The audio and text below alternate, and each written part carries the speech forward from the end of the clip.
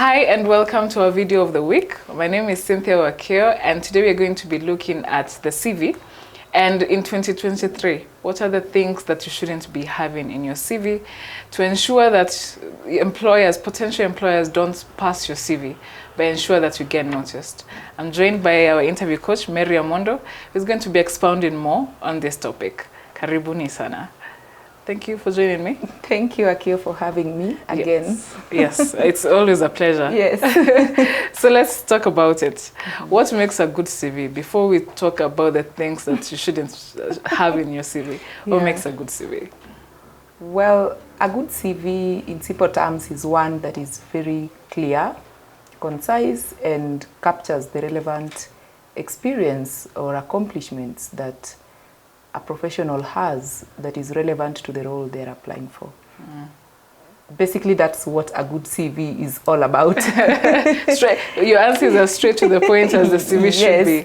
All right. Because the next thing you're going to be discussing will now be removing what is not concise, what is not relevant. And this is not all that you've said. Yes. So with these years of experience that you've seen different CVs land in your hands when you're looking to recruit for a position, what are these things that you think this shouldn't be here?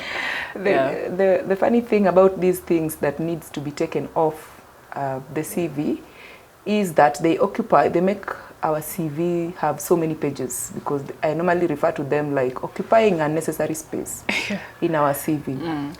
So one of the things that one needs to take off their CV from the word go is what I refer to as the short headers.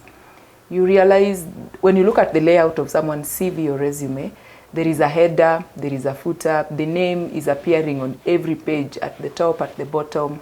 Why is it not necessary? Because in the current professional space, almost everything is going digital. Yes. And you realize recruiters or employers nowadays most of them, majority, are using ATS compliant, or rather applicant tracking system, to help them shortlist or get good profiles that matches what they are looking for.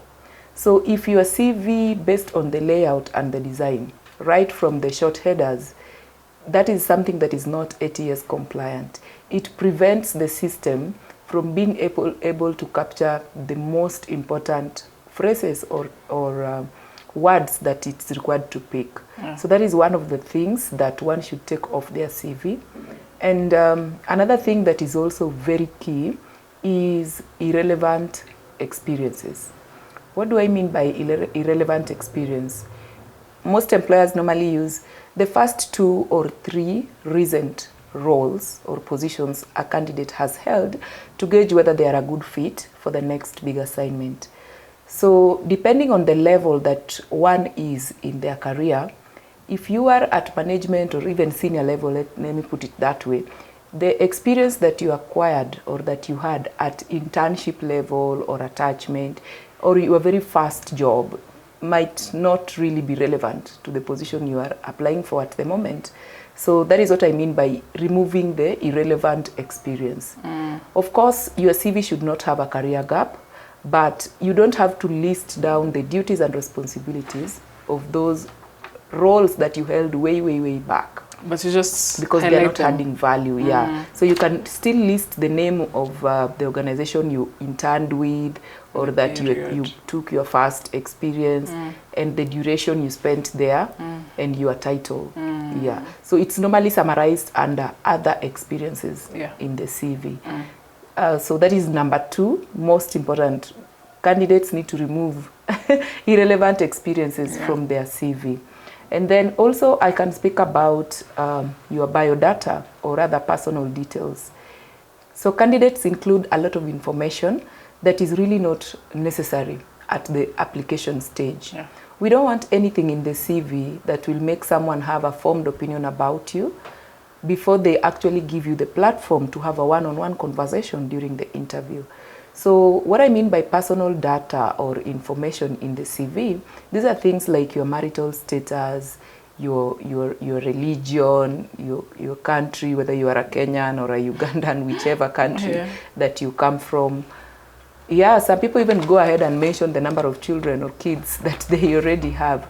So this is not necessary at the application stage. The only thing that is important at the application stage under personal details is your name, your email address, and the phone number, because that is what a recruiter will need or will require for them to reach out to you. Yeah. Yeah.